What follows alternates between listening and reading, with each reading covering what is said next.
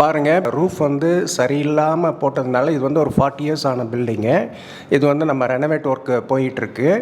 இதில் வந்து பார்த்திங்கன்னா டேம்ப்னஸ் ஆகி அடிச்சிருக்க பெயிண்டெல்லாம் உரியுது பாருங்கள். ரெண்டாவது பில்டிங்கே டேமேஜ் ஆகி கிராக்லாம் வருது பாருங்கள். நேற்று பேஞ்ச மழையில் வாட்டர் ட்ராப்பிங்ஸ் பாருங்கள், சொட்டு சொட்டாக சீலிங்லேருந்து ஒழுகுது பாருங்கள். சிப்ஸ் காங்கிரீட் போட்டதுக்கப்புறம் இது மேலே வந்து நம்ம நேனோ வாட்டர் ப்ரூஃபிங் பண்ணியிருக்கோம். இந்த இடம் எவ்வளோ நேரம் ஆனாலும் உங்களுக்கு தண்ணி காற்றுல தான் காயும், வெயிலில் தான் காயும், கீழே இறங்காது. இந்த இடம் நம்ம வாட்டர் ப்ரூஃபிங் பண்ணல.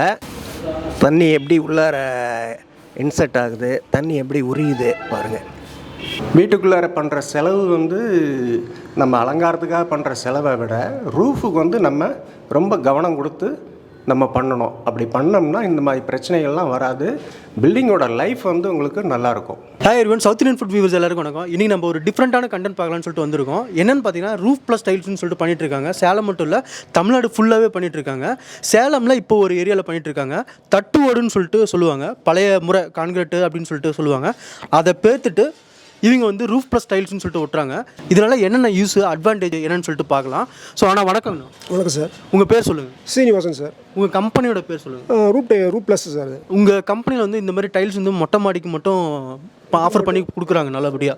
ஸோ இதனால் என்ன யூஸ்ன்னு சொல்லிட்டு சொல்லணும். அதான் சார், தட்டு ஓட்டுக்கும் டைல்ஸுக்கும் என்ன வித்தியாசம் அப்படின்னா, இது ஒரு 3 வருஷம் ஆச்சுன்னா பார்த்தீங்களா இதெல்லாம் கருப்பு ஆயிரும். மழை பெஞ்சுன்னா இந்த ஓடு வந்து மண்ணில் செய்யக்கூடியது. அது என்னென்னு பார்த்தீங்கன்னா கரைய ஆரம்பிக்கும். கரைஞ்சின்னா வெறும் கலவை மட்டும் தான் இருக்கும், தண்ணி உள்ளே ஈஸியாக இறங்குறது வாய்ப்பு இருக்குது. ஆனால் டைல் என்னென்னு பார்த்தீங்கன்னா அது வந்து என்னென்னா கிளாஸ் ஃபினிஷிங் வந்து மேலே வரும். தண்ணி ஊற்ற தண்ணி நிற்கும், இழுக்க தன்மை கிடையாது. தண்ணியை வந்து வெளியே தான் தள்ளுமே தவிர உள்ளே அப்சர்வ் பண்ணாது. ஹீட்டை வந்து ரிடியூஸ் பண்ணும். கீழே வந்து ஹீட் இருக்காது, உஷ்ணம் இருக்காது. உள்ளே வந்து வீட்டுக்குள்ளே உஷ்ணம் இருக்காது, ஹீட்டோட உஷ்ணம் இருக்காது. ஆனால் இது வந்து பார்த்திங்கன்னா கண்டிப்பாக உஷ்ணம் இருக்கும். உள்ளே இருக்க முடியாது, பகலில் வெயில் டைமில் இருக்க முடியாது. ஈவன் வந்து இப்போ நம்ம இங்கே பார்த்தீங்கன்னா தெரியும் உங்களுக்கு, இந்த ஒரு 2 நிமிஷத்துக்கு மேலே உங்களால் நிற்க முடியாது. ஹீட் வந்து அந்தளவுக்கு கொதிக்குது. ஸோ இப்போ உங்கள் டைல்ஸ் போடுறதுனால அந்தளவுக்கு ஹீட் இருக்காது சார். குழந்தைங்க விளாட்லாம். இப்போ உங்களால் நிற்க முடியல, அவ்வளோ ஹீட்டு கண்டிப்பாக இருக்குது. வெறுங்காலம் நிற்க முடியாது. ஆனால் டைல் போட்டிங்கன்னா வெறுங்காலம் நிற்கலாம், குழந்தைங்க விளாட்லாம். இந்த பில்டிங் இப்போ புதுசாக வேலை பார்க்குறாங்கல்ல, புது பில்டிங்காக இருக்குல்ல, அதுக்கு எப்படி நான் வாட்டர் பண்ணி சேம் இதே சார். செங்கல் ஜல்லி போடாமல் பேபி சிப்ஸ் மட்டும் போட்டு அதுக்கு மேலே கலவை எடுத்துட்டாங்கன்னா நம்ம அடிச்சு பேஸ்ட் போட்டு நம்ம டைல் ஒட்டிடலாம். லாங் பண்ணுறீங்க, இது யூஸ் பண்ணிக்கலாம். லாங் லைஃப் வரும். தர மாதிரி போடுறாங்களா அவங்களுக்கு இப்போ பழைய பில்டிங்கில்? அது பண்ணிடலாம் சார். அதான் காங்கிரீட் நல்லா இருந்தால் மேலே பேஸ்ட் விட்டு பண்ணிக்கலாம். இதே மாதிரி லீக் ஆகுது, டேமேஜ் ஃபுல்லாக இருந்தால் எடுத்துகிட்டு தான் பண்ணுறது பெஸ்ட்டு. Okay sir. இது எத்தனை வருஷம் வரைக்கும் கேரண்டி வாரண்டி அதுமாரி சார்? இதை போட்டிங்கன்னா லைஃப் லாங். பில்டிங் இடிச்சா தான் வேஸ்ட்டு. இது ஒன்ஸ் வந்து இன்வெஸ்ட்மெண்ட் தான் சார். அதுக்கப்புறம் எந்த இது நம்ம தேவையில்லை. பில்டிங் கட்டணும், உடச்சி வெளியே போட்டால் மட்டும் தான் வேஸ்ட்டு. மற்றபடி வந்து லைஃப் லாங் இருக்கும். இப்போது மேக்ஸிமம் வந்து மொட்டை மாடிங்குள்ளே நம்மளுக்கு என்ன தோணுன்னா வெயிட்டான பொருளை இங்கே ஏற்றி வச்சுருவாங்க. அப்போ வந்து இந்த டைல்ஸ் வந்து தாங்கும் சார். ஏன்னா லே பண்ணிட்டோம்னா எந்த ஒரு பொருளாக வந்து லே பண்ணிட்டோம்னா தாங்கும். ஏன்னா என்ன தான் பண்ணாலுமே உடையாது. ஆனால் சுற்றி வந்து ஒரு 10 ஹைட்லேருந்து போட்டால் பஞ்ச் ஆகும், உடைய வாய்ப்பு இல்லை. ஆனால் இந்த கலவை கலக்கிறதுக்கு இது எவ்வளோ ஈஸ்ட் விகிதம்னு சொல்லிட்டு சொல்லுவாங்க. அது பார்த்தீங்கன்னாக்கா ஒரு ட்ரம்முக்கு, அதாவது அந்த மிக்சர் ட்ரம்மில் பார்த்தீங்கன்னாக்கா 2 சட்டி சிமெண்ட்டு, 6 சட்டி மணல், 6 சட்டி பேபி சிப்ஸு. இந்த லேஃபிக்ஸ் வந்து ஒரு சட்டி போட்டுக்கலாங்க. இதனால் என்ன யூஸ்னால் இது வந்து பாண்டிங்கை வந்து இன்க்ரீஸ் பண்ணி கொடுக்கும். அதே சமயம் வந்து இதில் பிபி ஃபைபர்லாம் ஆட் ஆகிருக்கு, ப்ளஸ் பாலிமர் மினரல்ஸ்லாம் இதில் ஆட் ஆகிருக்கிறதுனால காங்கிரீட்டில் வந்து கிராக் ஃபார்மேஷன் வந்து இருக்காது. பாண்டிங் வந்து ரொம்ப நல்லாயிருக்கும். ஆமாம். அதோட இதில் வந்து நம்ம வாட்டர் ப்ரூஃபிங் லிக்விட்லாம் வேறு மிக்ஸ் பண்ணுறோம். அதனால் இந்த காங்கிரீட்டே வந்து ஒரு நல்ல ஒரு வாட்டர் ப்ரூஃபிங்காகவும் இருக்கும், கிராக்கும் வராது, லைஃப் வந்து நல்லாயிருக்கும். இந்த பிராண்ட் வந்து உங்களோட பிராண்டுங்கண்ணா? கண்டிப்பாக இது எங்களோட பிராண்டுங்க. ரூஃப் லேஃபிக்ஸ் வந்து எங்களோட பிராண்டு தான். உங்ககிட்ட வேறு என்னென்ன கிடைக்கும்? இப்போ நீங்கள் என்னென்ன பண்ணிட்டுருக்கீங்க? வாட்டர் ப்ரூஃபிங் லிக்விடு, லேஃபிக்ஸ் வந்து tile adhesive, tiles, joint filler, semi epoxy joint filler, இதெல்லாம் பண்ணிகிட்ருக்கோம். ஸோ மொத்தம் ஒரு 4 ப்ராடக்ட் பண்ணிட்டுருக்கீங்க? ஆமாம். இது மேலே வந்து சிப்ஸ் காங்கிரீட் போட்டாச்சு. சிப்ஸ் காங்கிரீட் போட்டதுக்கப்புறம் இது மேலே வந்து நம்ம நேனோ வாட்டர் ப்ரூஃபிங் பண்ணியிருக்கோம். நேனோ வாட்டர் ப்ரூஃபிங்னா பார்த்திங்கன்னா ஒரு 2 to 3 mm காங்கிரீட் உள்ளாரையே பெனட்ரேட் ஆகிடும். இது பாருங்கள், இந்த இடம் எவ்வளோ நேரம் ஆனாலும் உங்களுக்கு தண்ணி காற்றுல தான் காயும், வெயிலில் தான் காயும், கீழே இறங்காது. இதுவே வாட்டர் ப்ரூஃபிங் பண்ணாத இடத்துல இப்போ தண்ணி ஊற்றுறோம், அதையும் நீங்கள் பாருங்கள். இந்த இடம் நம்ம வாட்டர் ப்ரூஃபிங் பண்ணல. தண்ணி எப்படி உள்ளார இன்செர்ட் ஆகுது, தண்ணி எப்படி உரியுது பாருங்கள். தண்ணி எல்லாமே உறிஞ்சிருச்சு. அதே இங்கே பாருங்கள், இன்னும் உரியல அப்படியே இருக்குது. ஸோ இதனால் என்ன ஆகுன்னு கேட்டிங்கன்னா, உங்களுக்கு எவ்வளோ மழை பெஞ்சாலும் மழை தண்ணி எங்கேயாவது எஸ்கேப் ஆகி காங்கிரீட் உள்ளார பெனட்ரேட் ஆகிறது 100% நம்ம தடுக்கலாம். பாருங்கள், இது வந்து கிராக் ஓடி இருக்குது, ஹேர்லைன் கிராக் ஓடி இருக்குது. ஹேர்லைன் கிராக்கில் நம்ம வாட்டர் ப்ரூஃபிங் பண்ணியிருக்கோம் ஒரு பார்ட்டு. இன்னொரு பார்ட் வந்து நம்ம வாட்டர் ப்ரூஃபிங் பண்ணாமல் இருக்கோம். இந்த ஹேர்லைன் கிராக்லேயே நான் தண்ணி விடுறேன் பாருங்கள்.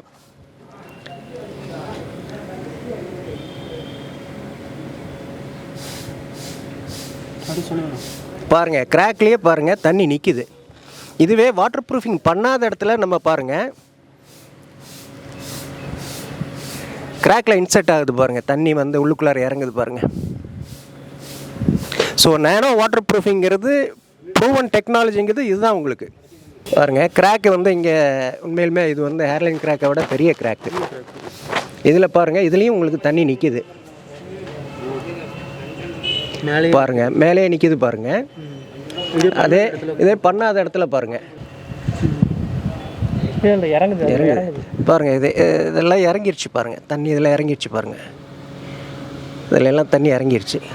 இங்கே ட்ராப் பண்ணுங்கண்ணா. இதில் பாருங்கள், அந்த தண்ணி முதல்ல விட்ட தண்ணியே அப்படியே இருக்குது பாருங்கள். இந்த இடத்துல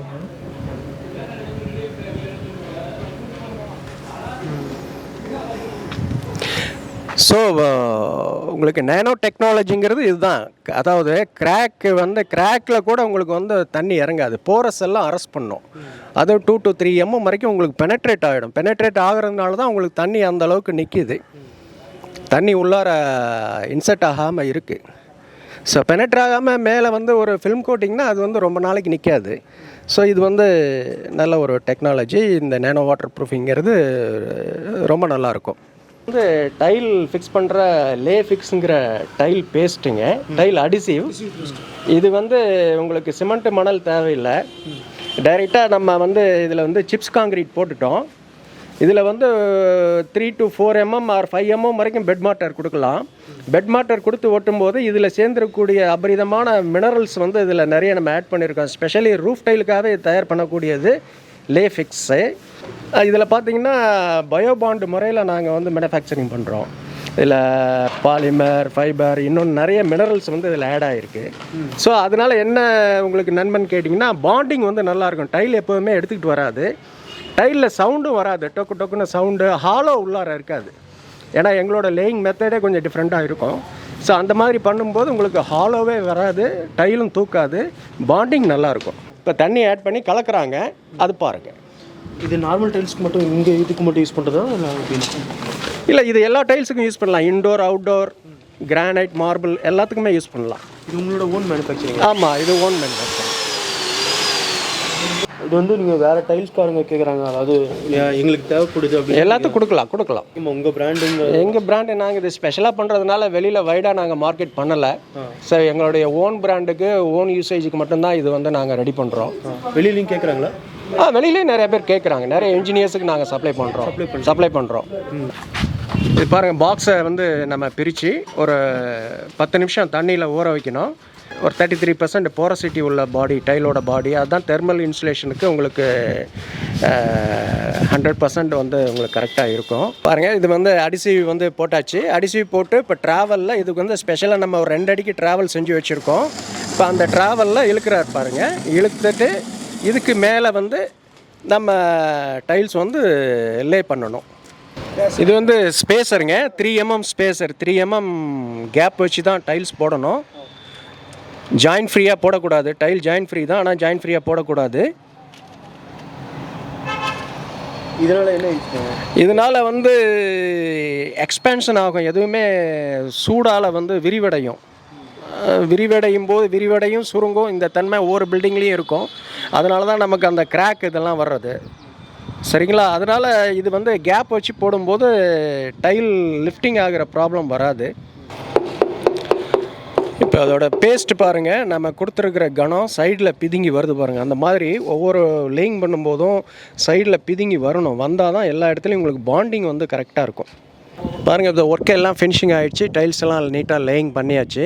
இப்போ வந்து ஜாயிண்ட் ஃபில்லிங் பண்ண போகிறாங்க. சார் பார்த்தீங்கன்னா கீழே வந்து இந்த ஜாயிண்டில் டஸ்ட் இருக்குங்க.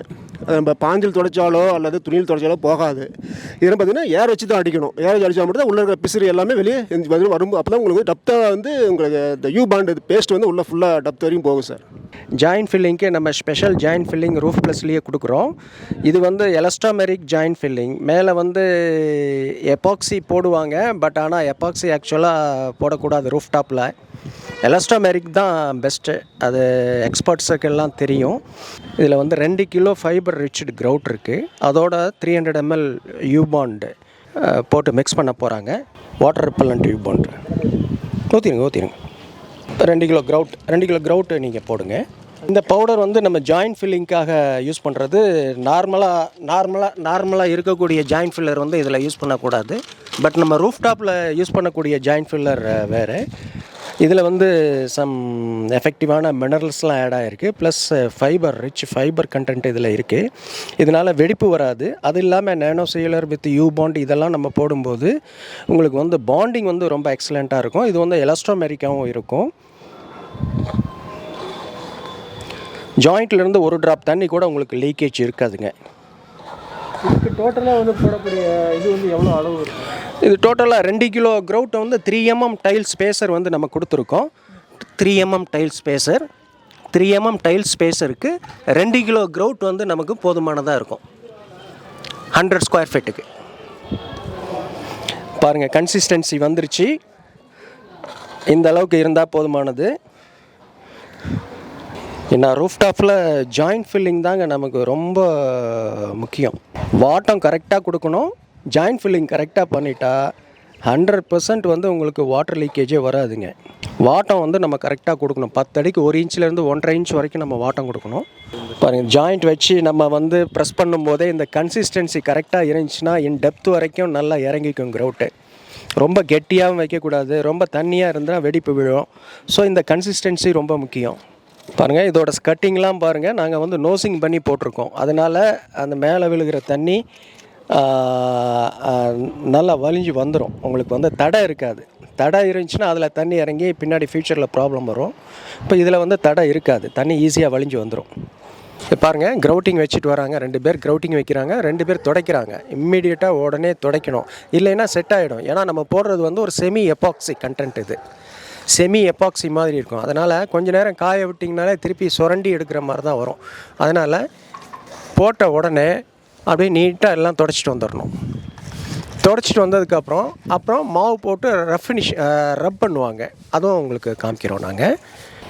பாருங்கள், நம்ம க்ரவுட்டிங் மெட்டீரியலே மேலே வந்து பவுடர் ஃபார்மில் போடுறாங்க. பவுடர் ஃபார்மில் போட்டு அதை வந்து உங்களுக்கு வந்து பாலிஷ் பண்ணுறாங்க.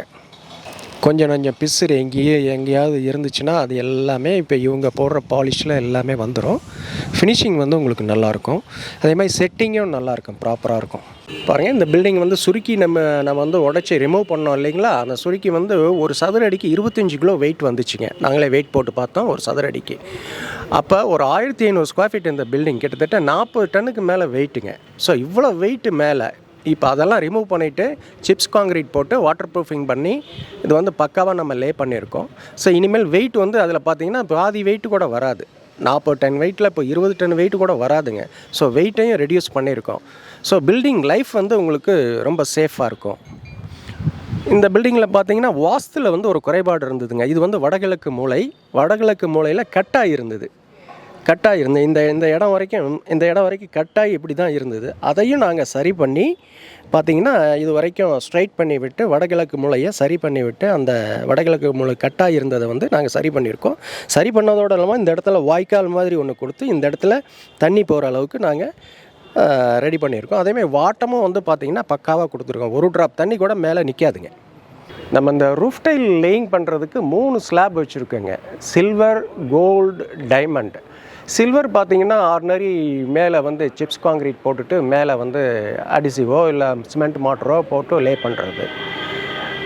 கோல்டு பார்த்திங்கன்னா பேரபிட் வால் ஓரம் எல்லாமே பார்த்திங்கன்னா நம்ம வாட்டர் ப்ரூஃபிங் பண்ணி அதுக்கப்புறம் நம்ம லேயிங் பண்ணுறது.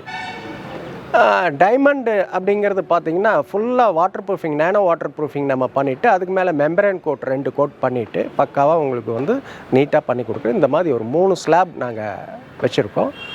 நீங்கள் எங்களை தொடர்பு கொண்டீங்கன்னா அதுக்கான டீட்டெயில்ஸ் என்ன ரேட் ஆகும், டீட்டெயில்ஸ் ஒர்க்கோட டியூரேஷன் எவ்வளோ நாள் ஆகும் அப்படிங்கிற விவரத்தை வந்து நாங்கள் உங்களுக்கு சொல்லிடுவோம்.